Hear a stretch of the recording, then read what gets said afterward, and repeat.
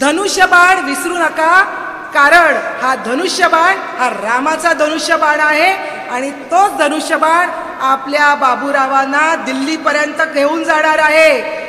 जाता जाता एकच घोषणा द्यायची आहे, जय श्रीराम, जय जय श्रीराम.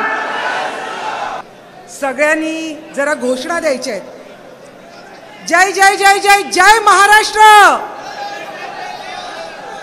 फक्त बघितलं की सगळीजण व्यवस्थित जेवून आलेली आहेत की नाही आणि जागी आहेत की नाही. महाराष्ट्राचे आराध्य दैवत शिवछत्रपती यांना मानाचा मुजरा. त्याचप्रमाणे हिंदू हृदय सम्राट सरसेनापती बाळासाहेब ठाकरे यांच्या आशीर्वादाने, शिवसेना पक्षाचे मुख्य नेते आणि महाराष्ट्र राज्याचे मुख्यमंत्री माननीय एकनाथजी शिंदे साहेब यांच्या आशीर्वादाने आज अतिशय सर्वसामान्य कुटुंबातून आलेले शेतकरी पुत्र माननीय बाबूरावजी कदम, जे लोकसभेचे उमेदवार आहेत आणि त्यांना परत एकदा खासदार बनवण्यासाठी इथे जमलेले माझे सर्व बंधू भगिनींना माझा जय महाराष्ट्र. आज या बैठकीसाठी जमलेले भाजपचे सर्व पदाधिकारी, त्याचप्रमाणे राष्ट्रवादी काँग्रेस अजित पवार गट यांचे सर्व पदाधिकारी, रासप, त्याचप्रमाणे आठवले गट या सर्व पक्षाचे पदाधिकारी इथे उपस्थित आहेत. लवकरच आपले माननीय मुख्यमंत्री एकनाथ शिंदे साहेब हे इथे येत आहेत आणि मला कल्पना आहे की आपण सर्वजण अतिशय सुप्रसिद्ध असे अभिनेते गोविंदाजी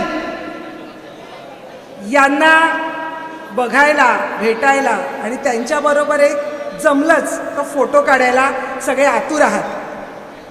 गोविंदाजी खास मुंबईवरून तुम्हाला भेटायला आलेले आहेत.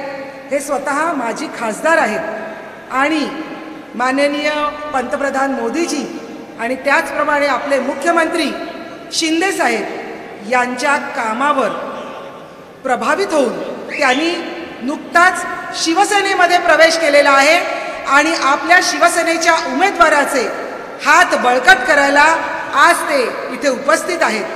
मला वाटतं एकदा गोविंदाजींसाठी जोरदार टाळ्या झाल्या पाहिजेत. गोविंदाजी फक्त सुप्रसिद्ध कलाकार नाहीत, तर अतिशय उत्तम असं मराठी बोलणारे एक विचारवंत सुद्धा आहेत. जेव्हा ते भाषण करतील तेव्हा तुम्ही ऐकणारच आहात. बंधू भगिनींनो, आज तुम्ही एवढ्या मोठ्या प्रमाणात इथे जमलेले आहात.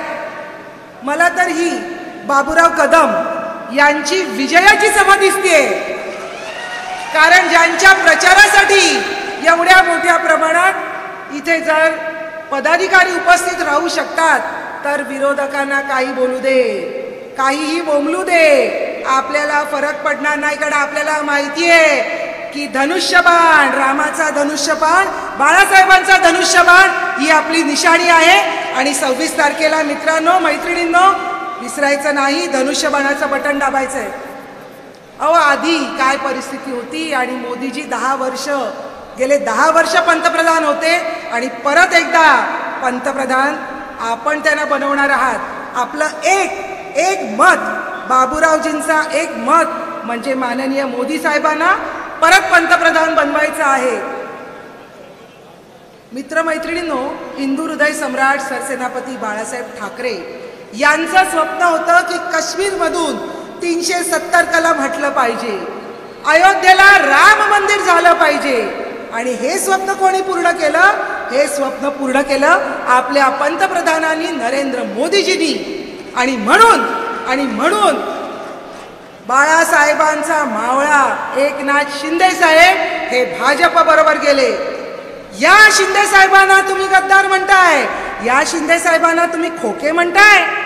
अहो, खोके कोण घेत होतं? मोदीजींचा फोटो लावून तुम्ही गेल्या इलेक्शनला सामोरे गेलात आणि आता त्याच मोदीजींना तुम्ही काय काय बोलताय?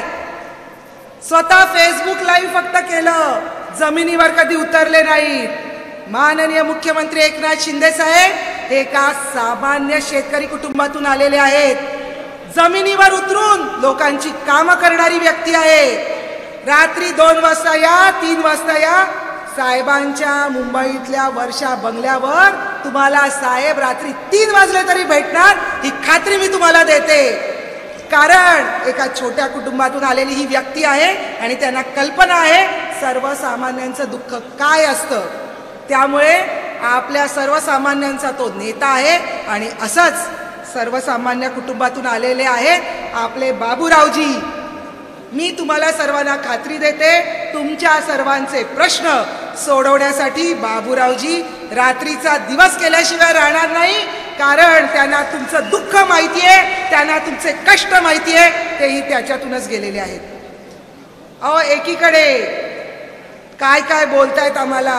रोज फेसबुक जा, टीव्ही जा, रोज नवीन नवीन गोष्टी बोलत असतात. परंतु आमचे मुख्यमंत्री एवढे संयमित आहेत की त्यांनी सांगितलं आम्ही आमच्या कामातूनच तुम्हाला उत्तर देऊ.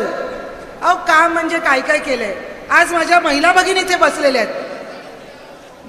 जर शिंदे साहेब सत्तेवर आल्यावर पहिलं काम कुठलं केलं असेल तर महिलांसाठी एसटी मध्ये 50% सवलत दिली आहे. बरोबर ना, आहे की नाही? पण भगिनींनो हात वर करून सांगा. त्यामुळे काय झालंय बंधूनो, काय झाले? त्यामुळे आता आमच्या भगिनी सांगतात नवऱ्याला तुम्ही घरी बसा, मी माहेरी जाऊन येते. कारण शिंदे साहेबांनी आम्हाला 50% आरक्षण दिलंय. 75च्या वरच्या ज्येष्ठ नागरिकांना तर एसटी प्रवास मोफत झालेला आहे. त्यामुळे आमचे आजी आणि आजोबा अहो देवाचं दर्शन घ्यायला मोफत एसटीतून तालुक्याच्या गावाला जाऊ लागले. हे आधी कुणाला का नाही सुचलं? छोट्या छोट्या गोष्टी आहेत, पण हे आधी कुणाला सुचल्या नाहीत. आज माझ्या भगिनी इथे मोठ्या प्रमाणात आहेत. मी त्यांना सांगू इच्छिते, लेक लाडकी योजना बघा, बोलणं आणि करणं यामध्ये फरक असतो.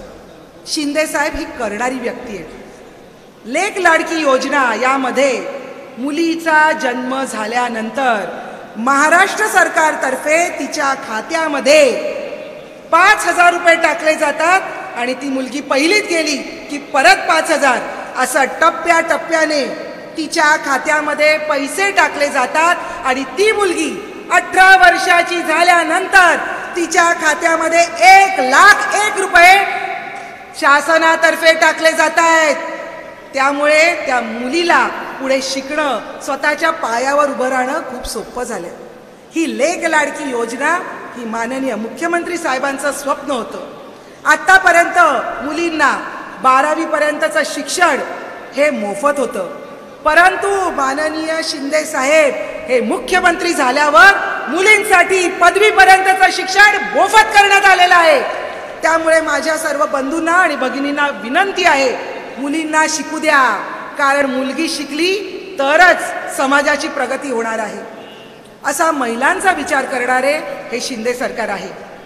आज महिला बचत गटांना सक्षम बनवण्यासाठी जे जे काही करता येईल ते माननीय मुख्यमंत्री करतायत. आणि मला कल्पना आहे की हिंगोलीवासियांच्या ज्या ज्या अडचणी असतील, मग ते रस्त्यांच्या संदर्भात असतील, पाण्याच्या संदर्भात असतील, या सर्व सोडवण्यासाठी आपले खासदार हे कटिबद्ध आहेत आणि ते तुमच्यासाठी तुमचे प्रश्न सोडवल्याशिवाय थांबणार नाहीत.